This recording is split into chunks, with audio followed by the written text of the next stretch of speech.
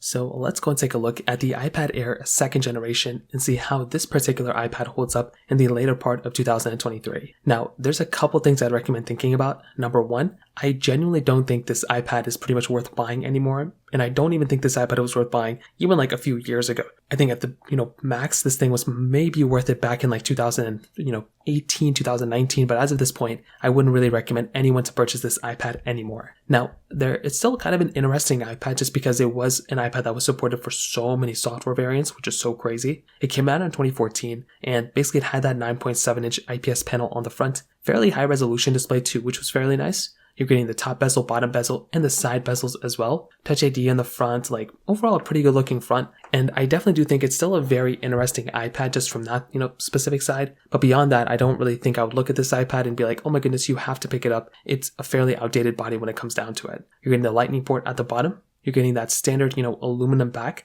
with the single camera setup as well. And overall, it's still a pretty good looking iPad. It definitely still feels fairly expensive. It doesn't feel like a cheap iPad. It feels very good. But like I said, that panel itself, really isn't amazing. And it's a kind of an outdated, design. It's an outdated iPad when it kind of comes down to it. Now, the fact that this thing has camera is actually pretty good. You do basically have that 8 megapixel camera on the back and a 1.2 megapixel camera on the front. It was kind of like an iPhone 6 type of camera, which was very nice. So having that type of capability, once again, was actually really nice to have on an iPad that did come out in 2014, which, is almost 10 years ago. Now, the biggest thing I would say and the biggest shocking thing here was basically the software updates. The fact that this thing basically came out, in 2014 and it was still supported with software until I think 2021, maybe even 2022. That's actually a pretty shocking thing. Now, this thing, I think did end up getting some security updates here and there, but it officially stopped within iPadOS 15. So kind of keep that in mind. With a device like this, you are basically getting kind of like an outdated iPad. And this is the reason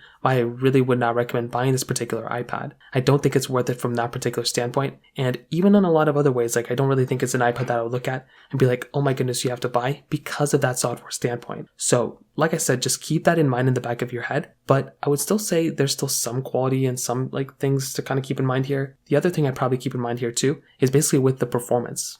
This thing had that Apple A8X chip inside of it, which is already a fairly outdated, chipset when it kind of comes down to it. So once again, just another thing to keep in mind. I wouldn't really look at this iPad and be like, oh my goodness, you have to go ahead and buy it because of this performance side. That is by far one of the biggest, I would say, turnoffs here in and of itself. So what I will tell you is to kind of sum up this whole entire, video, I definitely do think a device like the iPad Air 2 is not worth buying pretty much in any capacity. I wouldn't recommend any single individual person to buy this iPad anymore. It doesn't make any sense at all. You are so much better off buying something like an iPad Air, 3 that's still kind of supported with software. This thing is not supported with software, so it doesn't make any sense for any single person to buy this one anymore, if I'm being honest. So that pretty much covers it up there. If you have any other thoughts or questions, let me know in the comment section below. Hit the like button, that would mean so much, but definitely hit that subscribe button. More importantly than everything else, I love every single one of you guys. Hopefully I'll catch you guys in the next video. Peace out till then.